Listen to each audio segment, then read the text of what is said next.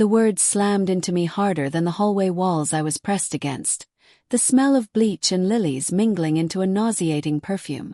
My dress, a deep wine-red satin, was almost swallowed by the trash cans that lined the corridor, the place my own parents had chosen for me to sit during my sister's wedding. From the other side of the wall, I could hear the muffled laughter and clinking glasses, the soft hum of a string quartet warming up, and the DJ checking his countdown. Inside, everything shimmered with wealth and celebration.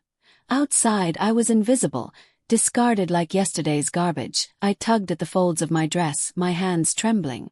My stomach knotted, and a bitter taste rose at the back of my throat. The hallway smelled like cleaning chemicals, but it couldn't wash away the sting of being ignored, the weight of my parents' quiet compliance as they allowed this to happen. Their eyes never met mine. Just polite nods, forced smiles, the kind that made my blood run cold. Then came the scream. A sharp, piercing cry that cut through the music and chatter like a blade. Froze. The sound was impossible to ignore. A sudden raw note of chaos that didn't belong in the perfectly orchestrated evening.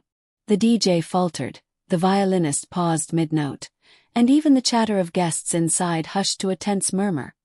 Somewhere behind the door, something had shifted. A secret, a confrontation, or a revelation. I didn't know. But I knew this night, this humiliation wasn't over. Here's what happened next, and trust me, you won't see this coming. The lakeside resort glimmered like a postcard from Europe. White columns rising above manicured lawns, cobblestone pathways leading to a shimmering lake, and wrought iron balconies that caught the morning sun just right. Inside, chandeliers spilled light over polished marble floors, and soft classical music drifted through the halls. It was a place that promised elegance, celebration, and memories. But for me, it had always been a silent reminder of where I didn't belong. Growing up, my family had a way of drawing lines so sharp they cut without leaving a mark. Leia, my older sister, was the golden child. Ribbons in her hair, trophies on every shelf. Her laughter echoing through our house like a perfectly tuned song. I, on the other hand, was the invisible one. My report cards, my small victories, even my art. None of it mattered. No applause, no acknowledgement. Just silence. I remember Thanksgiving one year. Cranberry sauce on fine china, the smell of roasted turkey filling the house. After dinner, I wandered into the study and found Leia's brown journal tucked between leather-bound novels. Curiosity outweighed caution, and I opened it. Each page was a catalogue of her life. Parties attended, gifts received, friendships celebrated. Not a single word about me. Not a hint that I existed beyond a shadow in the photographs. That journal wasn't just paper. It was proof of a pattern. I realized then that neglect wasn't random. It was systemic, almost ritualistic. I was always there but never acknowledged, erased in subtle, cumulative ways. And when I brought it up, my mother's gentle voice tried to soothe me. You never needed the attention, honey. But the words were hollow. They didn't fix the quiet ache, the sense that my presence was optional, invisible, expendable. Over the years, I came to understand that this wasn't about one day of humiliation at a wedding. It was a lifetime of being overlooked, of fading into the background while the world celebrated someone else. Every unrecognized effort, every unnoticed milestone, every fleeting smile for Leia reminded me. I was always the one forgotten. I learned that night there are two kinds of forgotten, being lost and being erased. And I was about to remind them I existed. The hallway seemed to shrink around me as Leia appeared, a mischievous smirk playing across her lips, holding a bouquet of fresh lilies. Their sweet fragrance mingled with the bleach and hallway dust, a cruel reminder of the world inside that I wasn't allowed to touch. She stopped just a few feet away, letting her heels click deliberately against the tile, the sound punctuating her presence like a warning. "Guess you don't count," she said, voice sharp and cold, eyes glinting with satisfaction as she delivered the line face to face. There was no room for misunderstanding. She meant it, had planned it, savored it. The words stung more than the years of neglect because this time, they were deliberate, pointed, unshielded. I took a slow, steadying breath.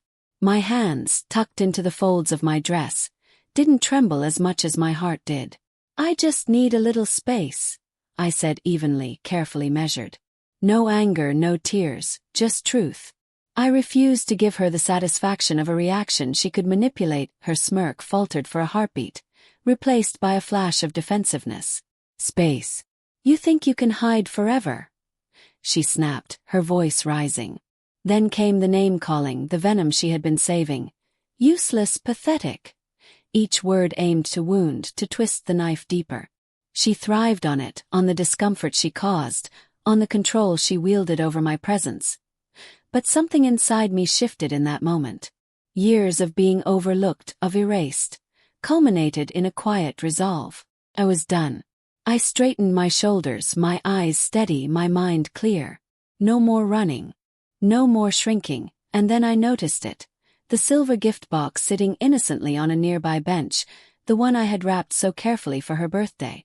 My fingers hovered for a moment, then with deliberate calm, I picked it up and slid it into my bag. It felt heavier than it looked, like it carried more than just paper and ribbons. That silver box I'd wrapped so carefully. It wasn't just a gift. It was the truth she'd been hiding from everyone. 3 weeks earlier, I had a quiet conversation with one of Leia's co-workers during a routine coffee run. It was casual at first, small talk about deadlines and office parties, but then between sips of bitter espresso, the words slipped out. Leia had been bragging, laughing even, about how easily she had manipulated Noah, about how she had orchestrated the engagement, played every card perfectly, and convinced everyone he was in love with her. The casual cruelty of it made my stomach twist, but it also ignited a spark of clarity. This wasn't just about ego or jealousy. It was about control, about greed, about the story she had carefully constructed. I couldn't ignore it. I decided to act. Justice, not revenge, became my guide. Over the next days, I documented everything. Screenshots of messages, photos, receipts, little pieces of evidence that told a story she couldn't hide. Each item I placed in the silver box was a testament to the truth. A quiet rebellion against years of being invisible. On the day of the wedding, I carried that box with a calm I hadn't felt in years. The weight of it was grounding, a tangible reminder that I finally had something they couldn't erase. I walked past the ballroom, past the laughter and clinking glasses, and slipped the silver box neatly among the gifts on the table. Its polished surface reflected the crystal chandeliers, a silent signal waiting to be discovered. I didn't linger. I didn't need to. Each step I took away from the room felt lighter than the last, as though the air itself had shifted around me. I had done what I set out to do, delivered the truth without fanfare, without drama, without giving them another chance to diminish me. The audience doesn't see the reactions yet, but that's not the point. The point is that someone finally stood up. Someone finally made sure that deception and manipulation could not go unchecked. I didn't need to stay to watch what happened next. The truth would do the talking for me. Inside the ballroom, the world continued in its orchestrated elegance. Crystal chandeliers sparkled overhead, golden linens caught the light just so, and the string quartet played a delicate waltz. Guests chatted and sipped champagne, oblivious to the storm that had been quietly planted. Then came the subtle shift, the silver box on the gift table, sitting almost innocuously, waiting for discovery. Noah, ever attentive and polite, picked it up. He turned it over in his hands, curiosity plain on his face. Opening it, he froze. Screenshots, messages, receipts. Proof of deception so meticulous it was impossible to ignore. His brow furrowed as his eyes darted from one piece of evidence to the next, the color draining from his face.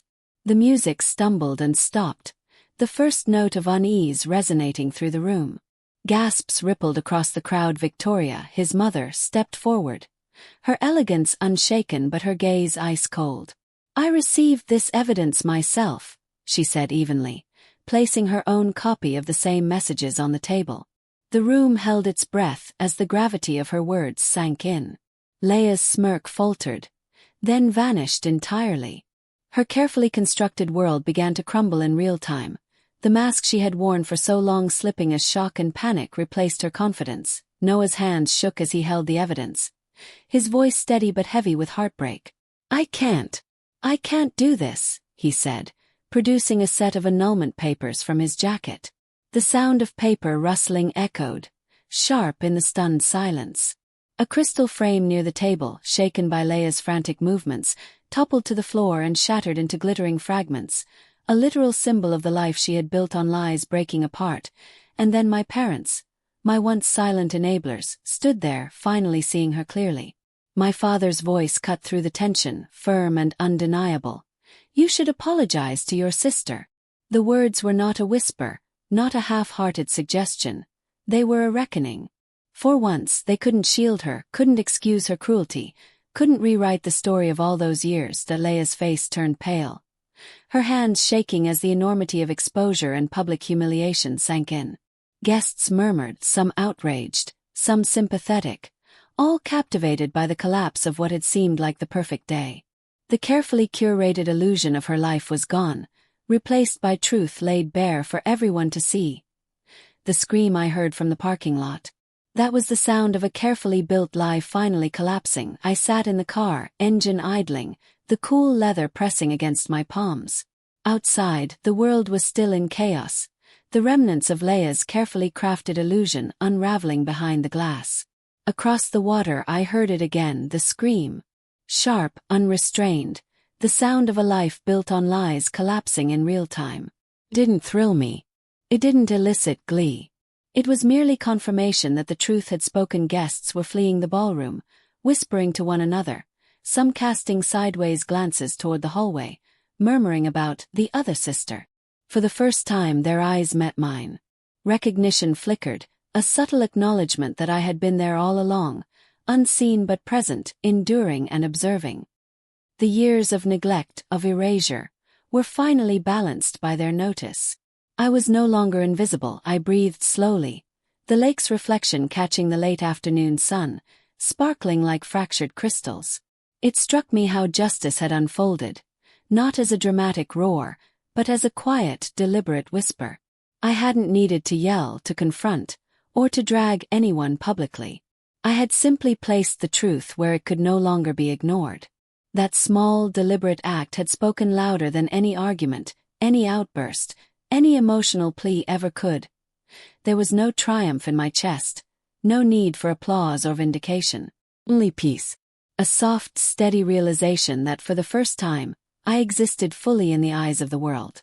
They had seen Leia, they had seen her lies, and in that reflection, they finally saw me. I started the car, the engine humming beneath me, and shifted into drive. The road stretched ahead, glinting and empty, a ribbon of possibility. The evening air carried the faint echoes of chaos behind me, but I didn't look back. Moving forward was the only direction that mattered. The invisible had been acknowledged, the erased remembered. The quiet justice of truth had completed its work. Justice doesn't always roar. Sometimes it just whispers. Now they see you. The drive back to Boston was quiet, the city lights stretching past the windshield like faint constellations. My phone buzzed relentlessly. 16 missed calls from Mom, but I didn't answer. Each ring felt heavier than the last, a reminder that their words could no longer reach me. Silence was my choice, a shield stronger than any argument or explanation I could offer. When I finally arrived at my apartment, the familiar scent of linen and faint vanilla greeted me like an old friend. I slipped out of the wine-colored dress, the fabric still carrying the weight of the evening, and draped it over a chair. It wasn't just clothing anymore, it was armor, proof that I had survived and that I had stood my ground. A text from Mom appeared. "We didn't know." My thumb hovered over the screen for a moment before sliding away. I didn't need their acknowledgement, their excuses, or their recognition. Their words, so long ignored, held no power over me now. Instead, I booked a trip to Maine. No calls, no expectations. Just me, the road, and the chance to reclaim a sense of self I hadn't allowed myself in years. The decision wasn't dramatic or vengeful. It was deliberate. It was peace in motion, a tangible reminder that my life belonged to me, not to their judgments or manipulations. They wanted explanations. I wanted peace. For the first time, I chose myself. The morning sun spilled over the Charles River, glinting on ripples that carried the quiet hum of Boston to the sidewalks.